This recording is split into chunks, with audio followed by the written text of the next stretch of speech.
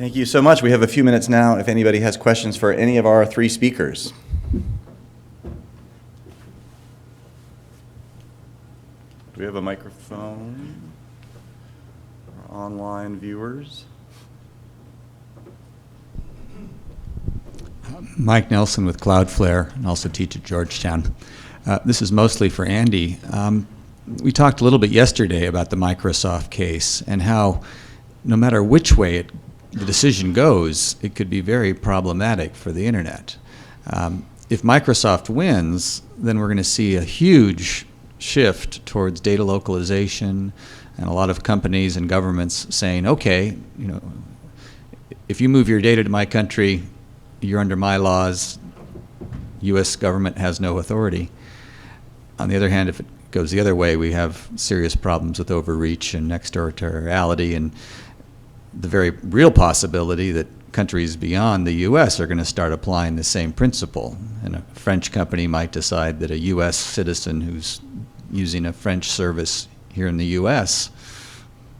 has data that can be swept back to France, and China could do the same, and Russia could do the same. So I don't know which one I like worse. They're both bad outcomes. And I'd like you to comment on the first possibility, which is Microsoft wins and that data localization becomes much more popular. I wonder whether localization will become popular or it will actually be an incentive to bring privacy protection up to some reasonable level around the world in order to prevent localization. I mean, there certainly will be some places that will say, we're a safe harbor. Nobody can get you. We're the former Switzerland of banking. But I think there are obviously some countervailing considerations in terms of speed and service and other things. And it just strikes me that there isn't going to be any place that likely is going to be able to give anybody anything like complete privacy protection. At least a place where companies are going to want to operate. Obviously, they'll be targeted. If you're a bad guy and you're looking for a service that's located in a place where there's no information extradition, to use an analogy, you may be able to find it. But I think businesses and regular people who are happy with just a reasonable level of protection, if they can get that protection across a range of companies, I just wonder if it's really going to be the demand for localization will be so clear. And I think actually, part of the dynamic here is the government result actually creates more pressure for localization and for local companies, because that really is an incentive to say the only way I can protect my information is if I use a local company that doesn't have any presence in the U.S. and therefore isn't vulnerable to the evil U.S. government. And so I think that actually accelerates some really bad trends that you see right now in terms of the ability of cloud providers to provide seamless service, but the sort of political and other commercial pressures pushing against that. Questions? Wendy? I think I can project. No, we're on television. Actually, my question is mostly for Fanny. How do you were there any warning signs that Hungary was going to take this abrupt turn? And as we live in other countries, what should we be watching for so we can head them off? Well, the whole transition period, the last 25 years, was screwed up by politicians, and this is why we are here. I don't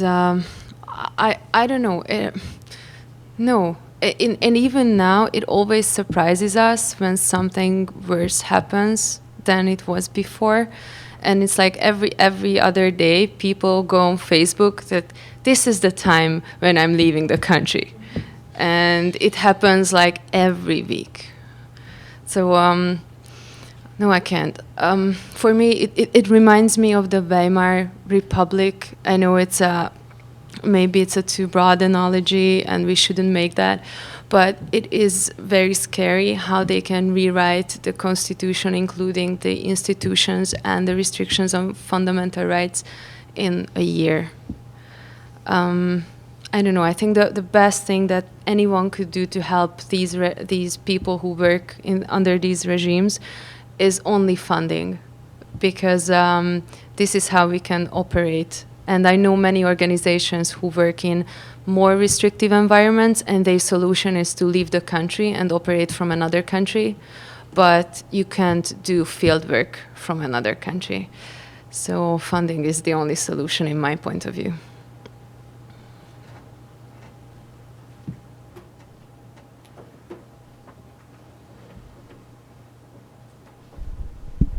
Hi. Thanks for being here, everyone. So this question is for Fanny as well. I was struck by the level of sort of conspiratorial anti-Semitism that you're referring to. I mean, has that actually gotten worse? Is that a vestige of the Soviet era? I mean, that in my experience, that's been sort of a canary in the coal mine of true repression on the horizon. So I was wondering if you could comment on that. Thanks. Yeah, I think I overemphasized the danger of that. So there's the discrimination against Roma people is a lot more problematic. But when you speak about human rights NGOs, it's closer to anti-Semitism, of course. And because one of the biggest funder in the whole region is the entities of the former Soros Fund, so the Open Society Foundation and everything else, even though that they cut the funds and now it goes lower and lower, but it's still the primary criticism is that you're solely dependent on that source of money.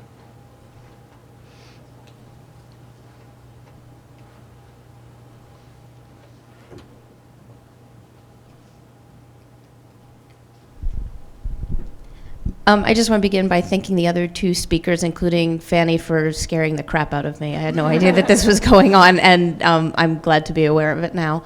My question is for Andrew, because these are thorny knots that I have been thinking about, but coming at it a little bit more, my experience was with civil subpoenas. And I had some experience quashing subpoenas that came from England saying, yes, go ahead, take all this information about who that anonymous speaker was, that then got domesticated in California. And my experience was what in California could fight against that and how this whole situation played out. And my thinking has led me to sort of like the idea that I think like this is like almost a transparency issue in a way, that I want consumers to be able to choose their intermediary based on a number of factors. How much do they charge and what do they do, blah, blah, blah, and where are they located? Because if there's an intermediary that says, I'm in California and I got these laws that are gonna help me protect your data, it's a lot easier to legislate local policy that would be what that community wants, especially if they want to support that business. The user then knows, and we can kind of build a little fence and say, well, that's the ground rules. If you want to have your intermediary be in another state, they're going to have those ground rules. But as long as everybody knows what they're getting themselves into, maybe this is a way to go. Although then I hear, I think, what Mike's suggesting, and what happens to the data. So is that enough? Is that localization of the company enough? Partly because the companies themselves end up sprouting roots in other jurisdictions, and then often because the technology requires that for efficient function, the data is in other places. And then, so even if I'm right, I've been kind of pushing for this idea of like a localized rubric. Maybe I'm inviting other problems, or maybe that doesn't solve enough of the problems. So I was curious how that bounced off of you. Well, I do think the problem is once the company, as you say, because it wants to give its customers good service or for other reasons dictated by the technology, has to locate in other places or just its own economics, then that opens the door to this kind of problem. And so part of I think there are two things that right now we don't have any certainty about what the rules are, even if we knew where the company is located. So that's really bad.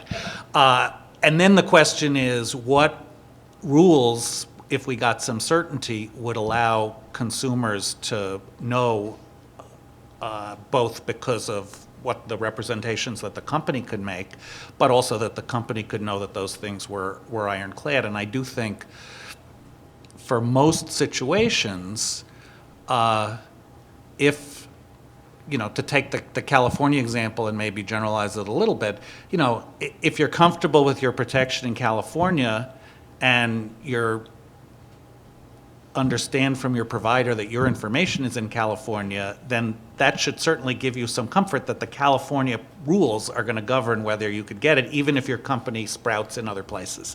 That seems like a sort of a reasonable way to go, because it's something that the company could say to people, as you say, as part of its transparency. By the way, we're going to tell you where your information is located so you know what rules govern.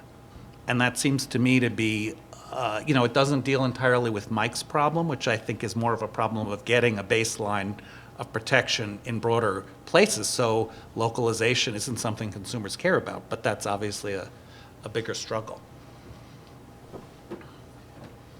With that, our hour is up. Thank you, everybody. Thanks.